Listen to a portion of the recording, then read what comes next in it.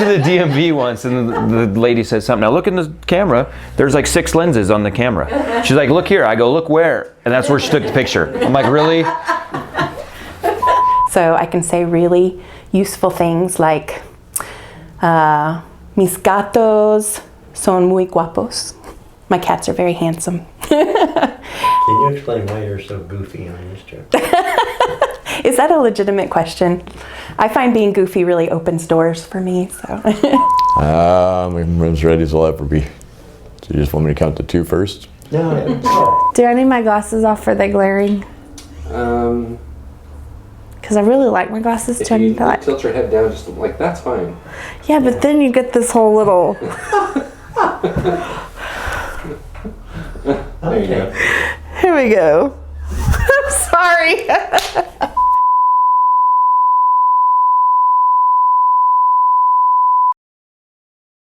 I will never be the same again. I can never return. 13 of us left from the church parking lot at 4 a.m. on that March 31st, not knowing exactly what to expect.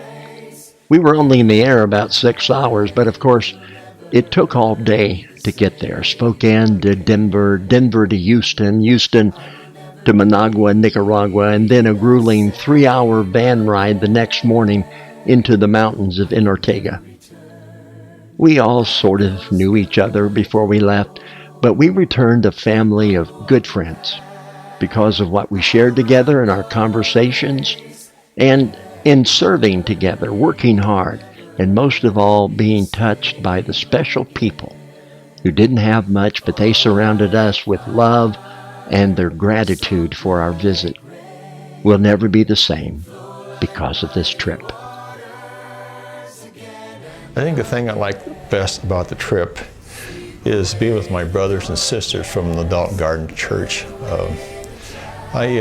It was a real pleasure to see everybody work together and see all the individual gifts come out. You know, some could preach, some could teach, some could sing, some can welcome, and some can love, and all the gifts of each individuals, they came out and we worked together as a team.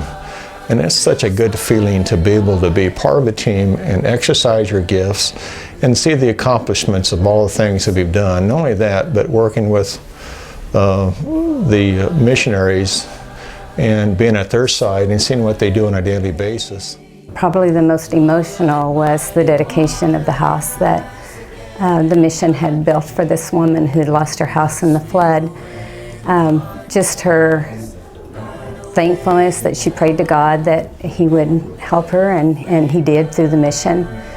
And just that she couldn't repay God back. How do you pay God back? And just that her love for the people that had helped her and her love for God was just, to me, so emotional. And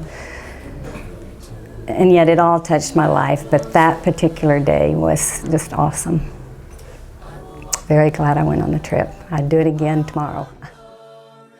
Worked for 3 days with 2 gentlemen, Jose and Otto, making concrete blocks. They spoke about 5 words of English and me about 5 words of Spanish. But just working alongside of them, and because of the brotherhood and the bond through Christ, there's just a special way to be able to communicate with them.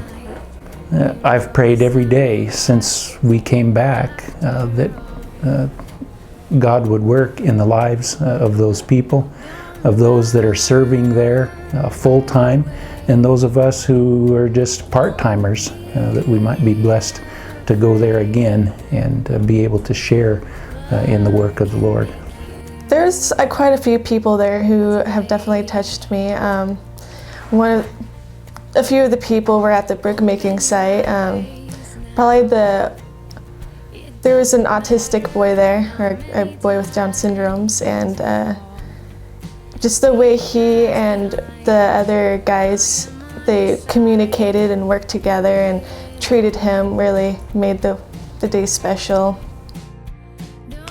I loved watching the filters be made from the very beginning to the very end. It just all fell together and things made sense that made no sense before we left.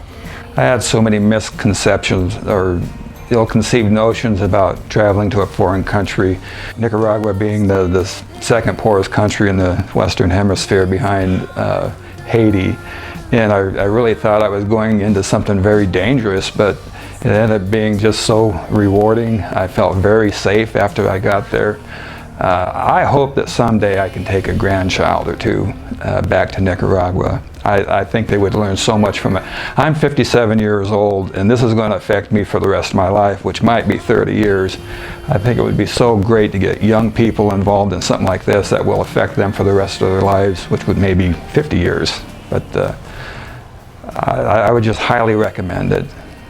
I think one of the things that was really cool about this trip was on Saturday during the soup kitchen, there were a few things that we were able to do, and somebody had mentioned something about face painting, and I was like, oh, I want to do that. That sounds cool. So Katrina and I sit at a plastic table with plastic chairs that barely held up to the mob of kids trying to get in.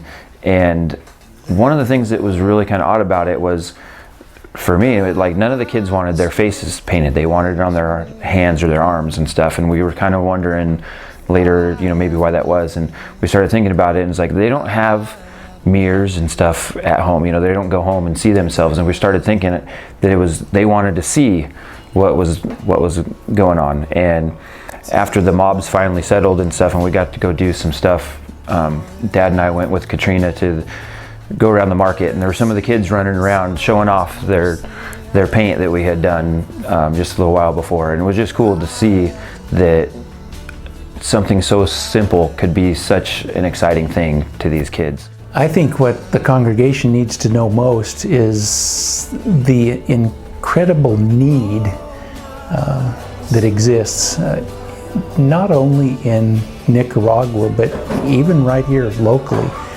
that we need to be more mission-minded, that we need to get outside of our comfort zone and just to interact with people, to share our story about Christ. There's just so many things that we can do. It is all about connections. It's about connections of the heart. It's about being there for each other and supporting and encouraging each other. Benny, who runs the mission, made a comment to me. I've actually heard him say it a couple different times in a couple different ways. Just be there. I would say, well, I don't know the language. And he's like, that doesn't matter. You don't have to be able to speak the same language to be able to encourage each other. And I found that to be true. We were encouraged from the people of Nicaragua when we saw the love that shined from them and the acceptance. We connected at the hearts. And that really showed to me when I cast off my American way, tending to be like, well, I don't know you all that well. And then following Kara's example, really, because I saw her do it and I was like, okay, I'm going to do it, and give him the big Nicaraguan, on the cheek. And what a difference that made. It was like an instant connection. And suddenly the smile got bigger and the eyes would brighten and sparkle because they felt loved and accepted, and in return I felt loved and accepted. The money that we give to Hope for Life directly impacts the spiritual world. It directly affects the souls there in Jinotega.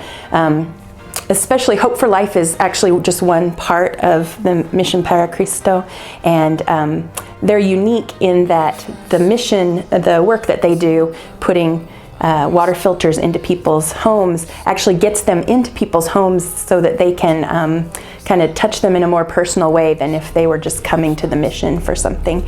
And while they're in those homes, they're able to share the gospel. Every water filter that goes in represents not only an increase in health for that family, but also a family that's been told the gospel story, and in a way that they can really relate to. The water filter itself becomes an illustration of the way that we're cleansed through Christ's blood, and you can really see people making that connection. So while the volunteers are installing the water filter, the Spanish-speaking missionaries are sharing the story of Christ, and it's just really neat to see how open people are to that and how thankful they are that they're not only receiving clean water in this world, but the water of life that will affect them through to the next world.